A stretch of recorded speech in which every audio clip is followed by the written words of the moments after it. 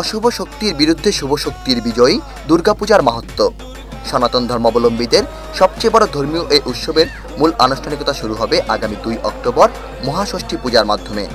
আর এই উৎসব সুষ্ঠুভাবে ও সার্বজনীন করতে এখন চলছে জোর প্রস্তুতি। শিল্পীদের মনের আবেগ নিয়ে কাজ করা যায়, এইটা আর কি খুব ভালো লাগে বোধহয়, এইটা আমি শিখেছি।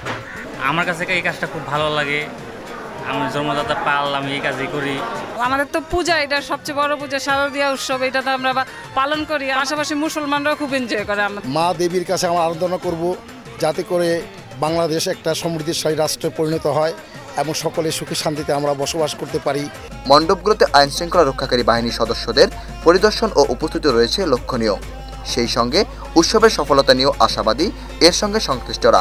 আমরা আশা করি যে সম্পূর্ণ নিরাপদের মাধ্যমেই এই পূজা সুসম্পন্ন হবে। নিরাপত্তা নিশ্চিতকরণ সহ সমস্ত ব্যাপারেই ইতিবাচক সরকারের ভূমিকা রয়েছে। এই সমস্ত পদক্ষেপগুলো গ্রহণ করা হয়েছে, এগুলো বাস্তবায়িত হলে নির্বিঘ্নে এবার পূজা অনুষ্ঠান অনুষ্ঠিত হবে। গত 2-3 বছরে সবগুলো জাতীয় অনুষ্ঠানই কিন্তু সার্বজনীন উৎসব নির্বিঘ্নে নিরাপদে অনুষ্ঠিত হয়েছে। এবারও শান্তিপূর্ণভাবে এই জাতীয় উৎসব শারদীয় দুর্গা উৎসব উদযাপন করবে।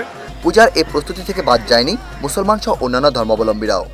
মুসলিম হলেও আমি শারদীয় উৎসব যেটা আছে এটা এসে অ্যাটেন্ড করতে খুব ভালো লাগে। প্রতি বছরই পূজা দেখতে আসি, অনেক ভালো লাগে এখানে আসলে। সনাতন ধর্মাবলম্বীদের সর্ববৃহৎ ধর্মীয় উৎসব এই শারদীয় দুর্গা পুজো উৎসবের প্রতিমা নির্মাণ থেকে শুরু করে আনুষঙ্গিক সকল কাজে মুসলমান সহ সকল ধর্মাবলম্বীদের এই অংশগ্রহণই জানান দেয় একটি অসাম্প্রদায়িক সম্প্রীতির দেশ বাংলাদেশ। শফিউল্লাহ সুমন, বাংলাদেশ টেলিভিশন, ঢাকা।